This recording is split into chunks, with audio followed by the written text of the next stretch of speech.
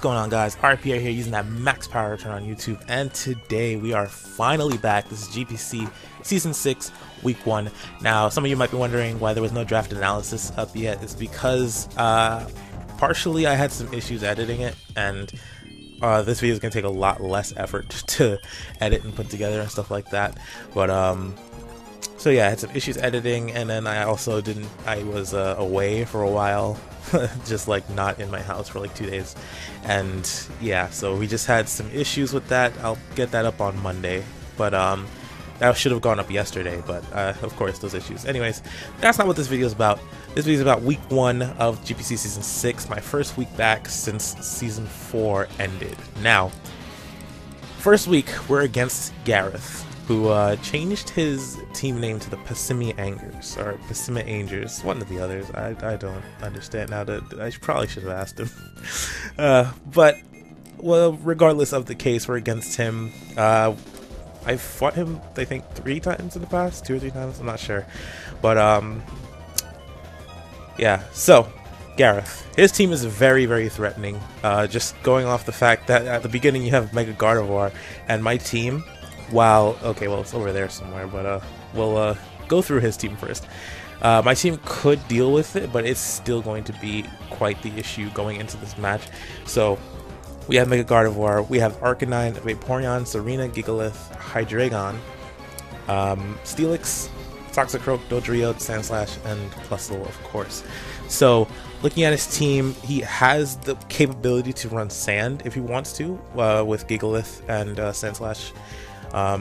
He also has a reliable spinner in Serena, although his team isn't really weak to, well, he has Dodrio, of course, and Arcanine, but it can be mitigated, at least against me. He doesn't really, I don't think he thinks that he needs it, or rather it's not really, maybe not worth the Serena slot, that he could put something else there, something more creative, something that could hit harder. But Serena is something that I had to think about going into this as well. Of course, Mega Gardevoir, Vaporeon, Arcanine, I was 100% sure those were coming. And the rest, I just had to cover with coverage just to make sure that if it did come, I could handle it. And that's pretty much what I was going for looking into this. He has a pretty good team, but I think I could deal with it. So we're going to go ahead and scroll on over to mine, which is over here. And click on it. Okay. So my team, the VCU Reshirams, of course. We have Mega Diancie, Volcanion, Skarmory, Tapu Bulu, Meloetta, Araquanid, Electros, Palisand, Sock, and Mareep. Now, immediately off the top of my head, Mega Diancie is obviously going to be there. So changes in this generation are that Mega Stats apply the turn that they Mega Evolve. So unlike before, where turn order was established before speed and stuff like that, now turn order is established afterwards, after Mega Evolution. So there's that. Volcanion, of course, well, we already went through the whole team. So we're going to go through the actual team builder after this, but just looking at his team, I had a pretty good idea of what I wanted to bring. And it's really not going to surprise anyone, to be honest. So let's go ahead and go on over to that. So first up, of course, like I said before, oh, oops, did you see that? Like, alright, sorry, I clicked the wrong thing like 3 times. Hopefully it didn't come on screen. But anyways, first up we have Princess Diancie. Wow, Princess Diana, the Diancie. So, of course, Diancie Power Gem, something it got this generation as well. So I can run Special. I went in depth on that in the analysis video, which you can see some other time. Or, well, it'll be like 2 days from now. So Power Gem, Moonblast, Earth Power, and Calm Mind. Now Earth Power was to help me cover that Steelix, which would wall me otherwise. Calm Mind is because if I can let this thing live to the late game, I'm pretty sure no matter what team he brings, I have no issue dealing with it, no matter what, unless Hydreigon is like scarfed and has Flash Cannon. Although at that point, well, yeah, I don't even think +1 would save me from that. I'm not sure at all. I didn't run a calc on it, but nevertheless, you have to live for the threat. And of course, there's things like Steel Wing Dodrio that you have to look for when you're going for that. And, you know, it's league play, so you have to literally think about like every Pokemon's entire move pool. You can't just think about, here are the 5 moves that work in the meta. No, that's not a thing here. So to those of you who are new to this, but a lot of you aren't. So, anyways, moving on. So we have Diancie there. Basically covers everything on his team and is very fast and very strong. And of course, Calm Mind even backing that up further. Next up, we have Macaw, the Skarmory with leftovers, Keen Eye. Wow, I just realized I wasn't sturdy. That was a problem. Oh my god. Oh, cray. Alright. Well then, so that Keen Eye Skarmory, I really need to pay more attention.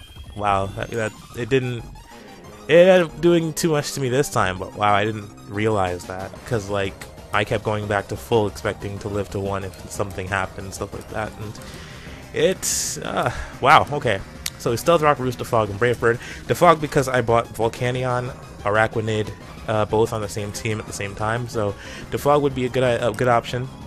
But if I got my rocks up at an optimal point where I could get rid of any Pokemon's sturdy or any, well, do you have any sturdy Pokemon? Well, it's just chip damage, just to weaken it, put it in range for my Tapu Bulu, my Diancie, if they're not able to 1-hit KO it outright, Araquanid too, just in case, things like that. Defog, which is like a last, not a last-ditch effort, but like, if it's 100% necessary. So like, I don't mind Araquanid and Volcanion switching in and taking 25% each, as long as it's not, as long as the Stealth Rock being on their side of the field at the same time is helping me out, because it's not going to be just them two performing and benefiting off of the Stealth Rock. So next up we have In a China Factory, a Tapu Bulu in a China Factory, Choice Scarf, Grassy Surge, Woodhammer, Dazzling Gleam, Hornleech, and Stone Edge. Now, Dazzling Gleam, only because he did have that Hydreigon, and I wanted to be able to take it out 100%, and because, you know, 85 special attack, it's still stab, and it is Dazzling Gleam, which is 80 base power, you know, average. And of course, you have, well, yeah, so Dazzling Gleam to take care of that. Stone Edge for Arcanine switch-ins. Honestly, not the most incredible option in the world, but it is there just in case. And then of course Hornleech to gain health back while also being Scarf, so it's like if I can KO something and it's not going to end up losing me the game, I can go for Hornleech, and the power from the Grassy Surge of course, as well as 359 base attack, stab, Grassy Surge boosted Hornleeches. They've also got Woodhammer, so basically just a lot of power and some self-recovery if necessary. And yeah, it matched up fairly well with his team. Only thing I had to really look after was his Serena if it came, but I wasn't really too worried about it, to be honest. Next up we have Popstar, the Meloetta. Now this was a weird set. I think it's the first time I've ever run a set this diverse or something like that. But I had Cobra Berry Meloetta because of the potential Pursuit Trap, as well as Sucker Punch on what? Look at this team real quick. There's something that could Sucker Punch me. Toxicroak, there we go. Potential Toxicroak Sucker Punch, and yeah, I just felt like Cobra Berry was the most optimal choice in this situation. So I ran Thunder Wave, I ran U-Turn just because I wanted to potentially lead Meloetta in case he decides to lead Gardevoir, so that I could paralyze his Gardevoir or paralyze anything that comes in. Of course, him being Gardevoir, he probably can 2-hit KO me with, or thinking he can probably 2-hit KO me with Hyper Voice. I could just Thunder Wave him and be done with it. Of course, there is also the fact that he has Vaporeon on his team, which does run Heal Bell sometimes, or a lot of the time I've seen.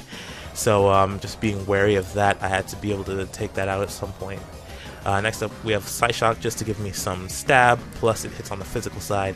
What was that for? It was one for Toxicroak, just in case you did bring it, and of course, me being Cobra, Sucker Punch isn't going to take me out, and I can take it out with Psyshock very easily. Also Hydreigon with Dark Pulse, because of the fact that I do have 128 base special defense, and I put enough investment to 300. It's not going to be KOing me through Cobra Berry.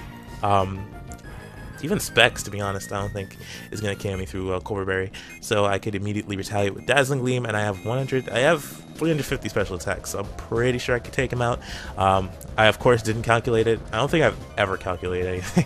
I've calculated things after the fact, or as they happened, but I've never pre-calced. That's something I should probably work into my gameplay. But yeah, Meloetta is just a solid choice in this matchup. Just gives me some more. Oh, and I did enough. I speed crept his Serena, and I think there was one other thing. I think non-invested Toxicroak. I speed crept as well, something like that. But yeah. So next up we have Araquanid. Down came the rain. Except instead of washing the spider out, the spider merged with the rain. So I put Life Orb on it. Water Bubble is an incredible ability with water power being ×2. So Liquidation being a base 170 move after after Water Bubble applied, which is incredible. Can't be burned, and being a physical attacker that can't be burned is crazy. And Firepower being halved. Really, really good Pokemon in my opinion in general. But in League play, I think it has a very nice usage as well, especially the fact that it can't be burned. So we have Liquidation, of course, which is a base 170 move on Araquanid. 262's attack isn't anything like super special, but then you put it with a 170 base power move as well as Stab. That's before Stab. That's ridiculous. Like, Liquidation from Araquanid hits so hard. Next up, you have Leech Life, which just buffed this generation to 80 power for no reason, but, you know, I'll take it. Which it gives me longevity as well as being strong and stab from Araquanid. Now, and while it's not going to be doing tons of damage, considering it's 262 attack and it doesn't have the boost that Liquidation does, it's still going to give me a good amount of HP from every time, and it's still a stab move, and it's still 262 attack isn't terrible. It's not, well, okay, it's pretty bad to be a max special attack, a max attack stat, but it's not a bad attack stat in general. So, next up is Spiderweb. So what I wanted to do was trap his Vaporeon and just slowly chip away at it, and you'll see that that kind of happened, but I didn't get to use Spiderweb, which is unfortunate. But yeah, we'll talk about that later in the match. So, and last but not least, we have Mirror Coat. I literally looked at my set after Spiderweb. I was like, wow, there's literally nothing on this Pokemon that I would like to run after Spiderweb, and I just, you know what, let's just go with Mirror Coat. You know, it's got good special defense. I could maybe live a hit from Gardevoir and kill it with Mirror Coat. Although I could probably do the same with Leech Life or Liquidation. To be honest, I could probably kill it with Liquidation. Like, pretty instantly. Last but not least, we have Volcanion. Now, this was a really, really weird set that, or weird stats that I decided to go with for it.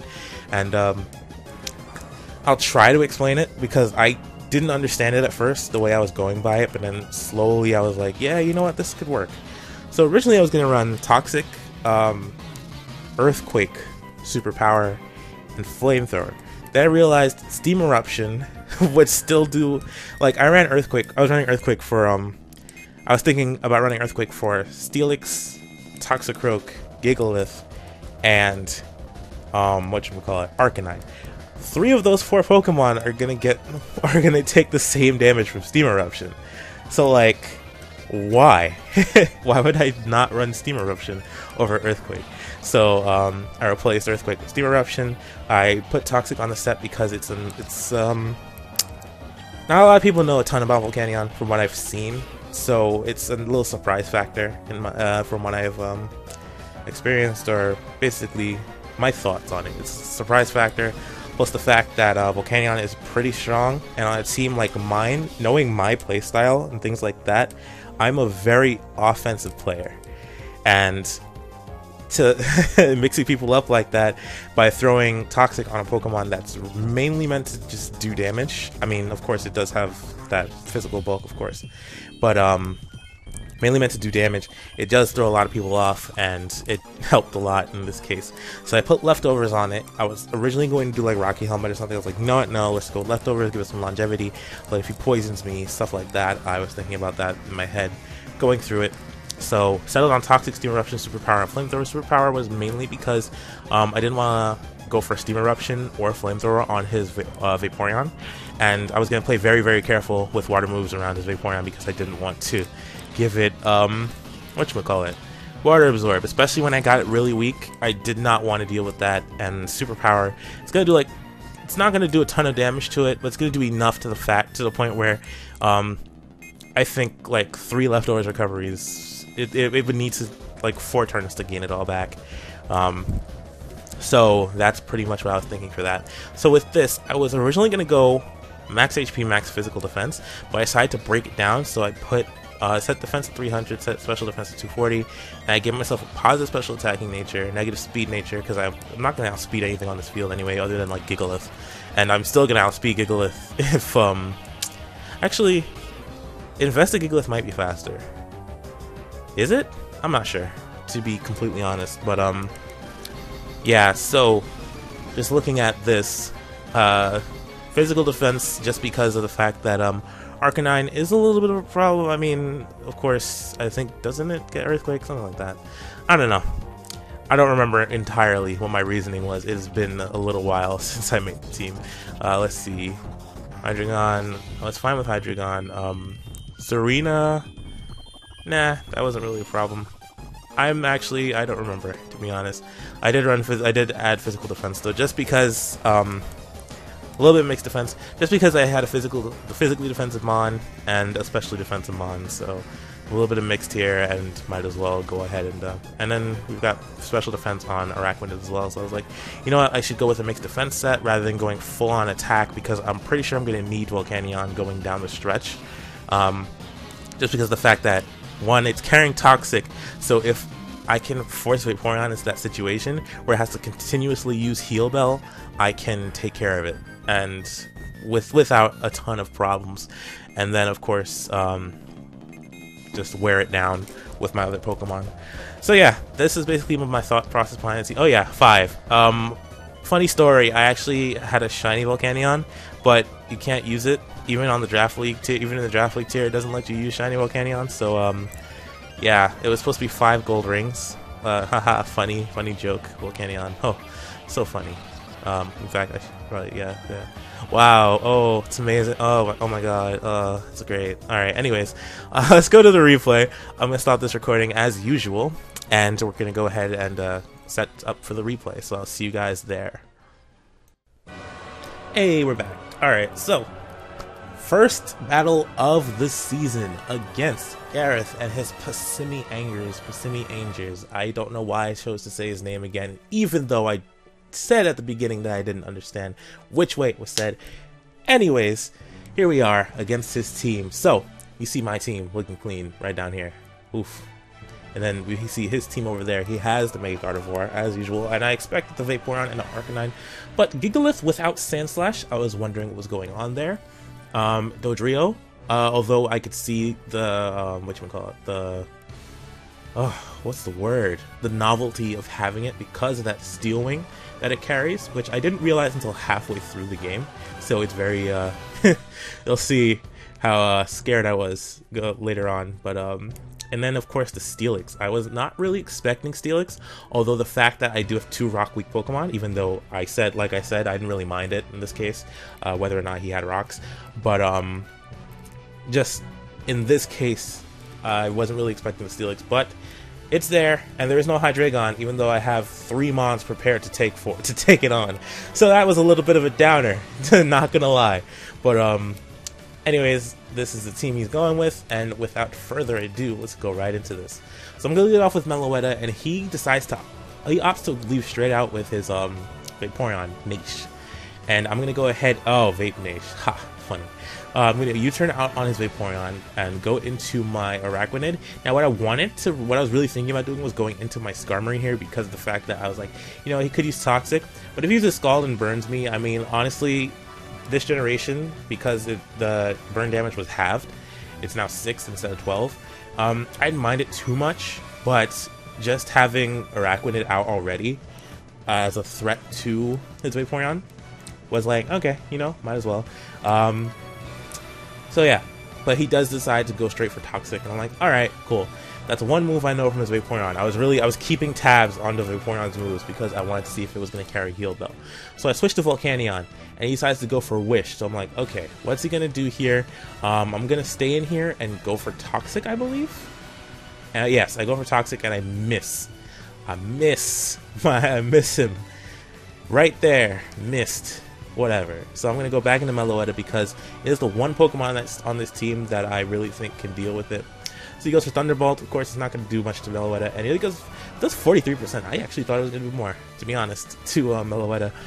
But again, me underestimating my pop star right there. So I decide that it's time for this Gardevoir to stop dancing. You know, got the ballroom dress right there. Decide dance is over. So I'm going to go ahead and go into Araquanid here, and he does go for the Thunderbolt. This was me.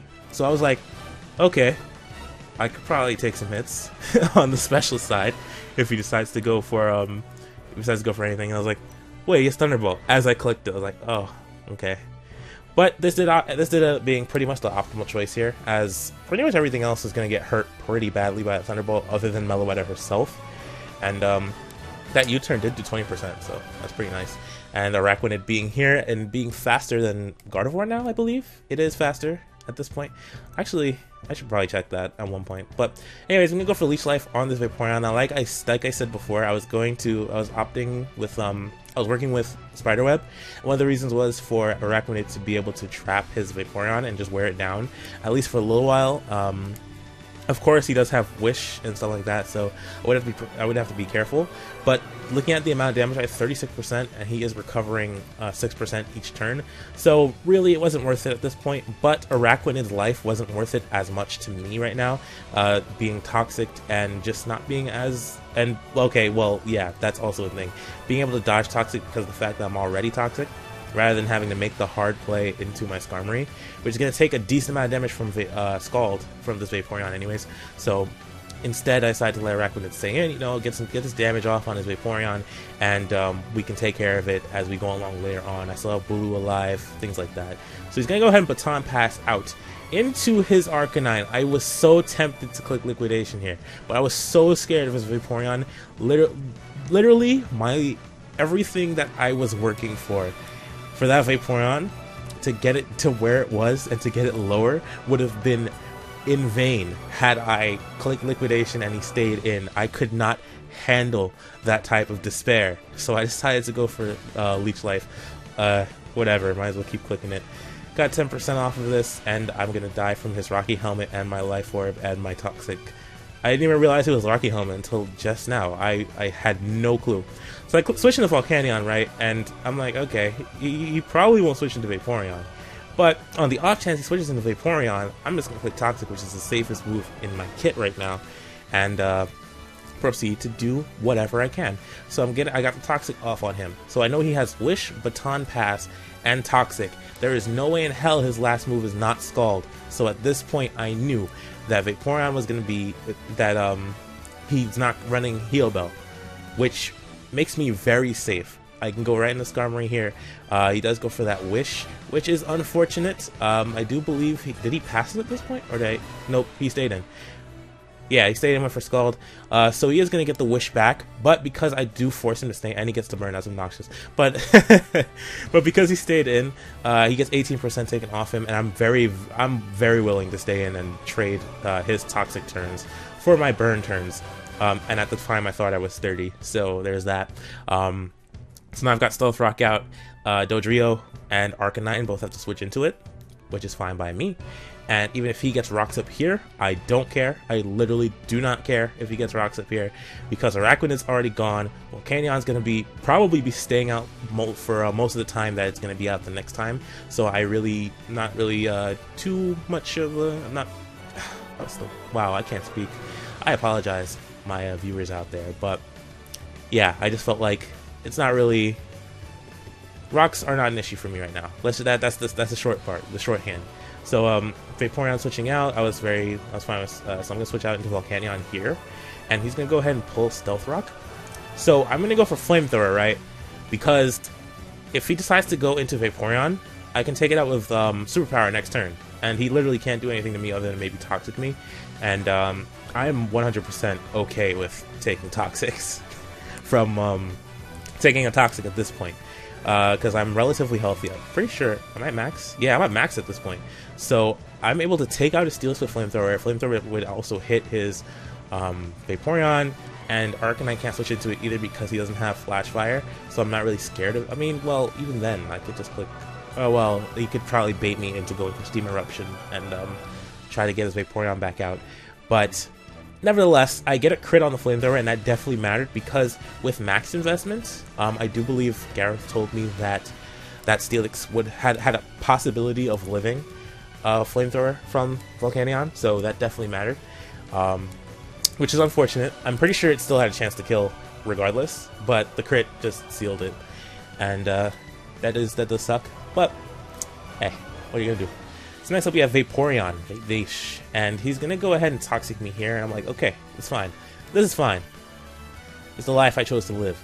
So I'm gonna go ahead and superpower him, and now he knows I have superpower, so I can circumvent his little games with Steam Eruption, playing around Steam Eruption and Flamethrower. So I think this is Meloetta's time to go.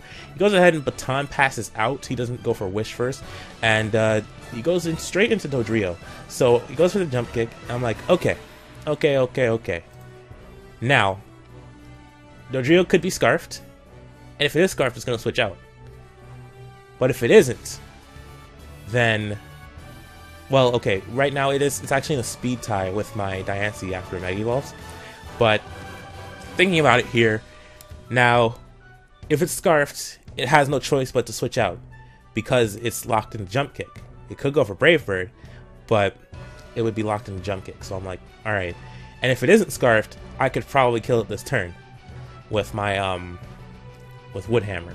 So this basically forced him into a 50-50 decision, where either he is Scarfed and has to switch, or he isn't Scarfed and dies to whatever I choose to go for this turn. So this was a very important turn in this battle. So yeah, going on from here. So of course the grassy terrain is up now, and he's gonna go ahead and switch out into his Gardevoir, and basically effectively just sacrificing it there. And there goes 23% of my health because I decided to click Wood Hammer instead of Horn Leech. But you know, it's whatever. So I decided to switch out here because I am intimidated beyond just the ability of this Arcanine at this point.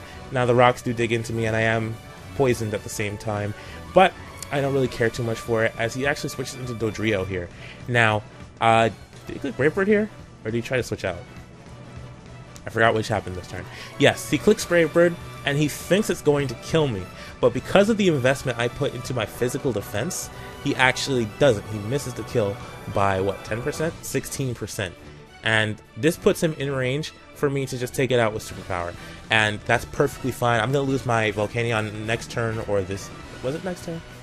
I can't remember. Oh yeah, Grassy Terrain gave me some extra health. I mean, I would have been fine regardless. Anyways, so he's going to try to bait me into going for Steam Eruption here. I'm not going to bite. I'm going to click Superpower and take out his Vaporeon because I crit it, which is so unfortunate. That's one's actually fairly unfortunate. But because never mind, I actually lived. I forgot about the grassy terrain, plus the fact that I have leftovers. So I can click Steam Eruption here if he's not faster than me for whatever godly reason he would ever be not faster than me when I have a negative speed nature and 70 speed and no investment. So I just click Steam Eruption. I mean, I'm safe too at that point. The game is pretty much over.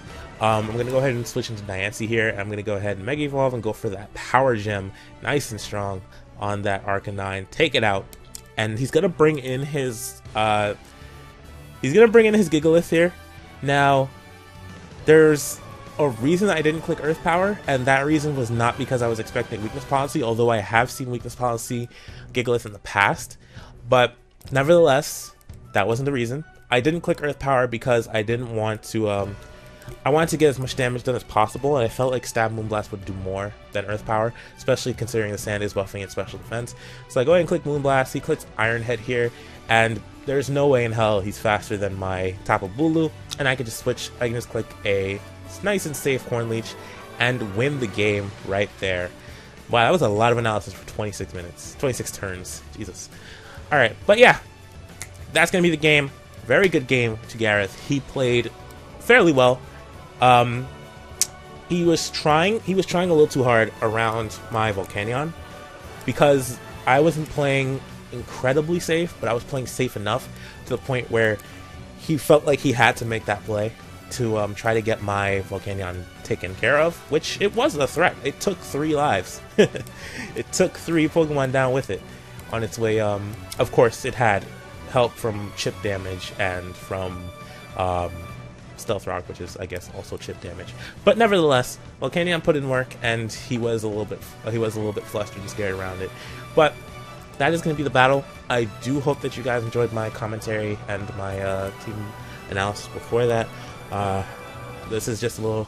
I like to remind myself at the end of videos, so to be like, to put the the timestamp for the battle, because some people like to skip through and go straight to analysis, and skip through analysis and go straight to the battle, which is fine. You know, it's cool. At least you like the commentary, you know. But yeah, I think that's all I really have to say about this. Make sure you guys go check out Gareth. I'll put his links in the description. He's a really cool guy, a good YouTuber, and he's a pretty good battler too. I mean, he's still in Division 1 of the GPC, so that's something to say. Alright? But yeah, I hope you guys enjoyed this. Check out the GPC channel as well as their Twitters. Twitter for both Gareth and GPC will also be in the description below. And of course, person who made my intro will be in the description below as well. And I think Lars made the... Oh god, I put a lot of people in the description. Jesus. Lars will be in the description below as well. He did do he's done the thumbnails for the last 3 seasons, and they have gotten better each season, which is fantastic. And yeah, so I hope you guys will return in the future, and I will catch you guys later. Until we meet again, alright, peace out. And I clicked the wrong thing. Fuck. Alright, there we go. Stop recording. Bye.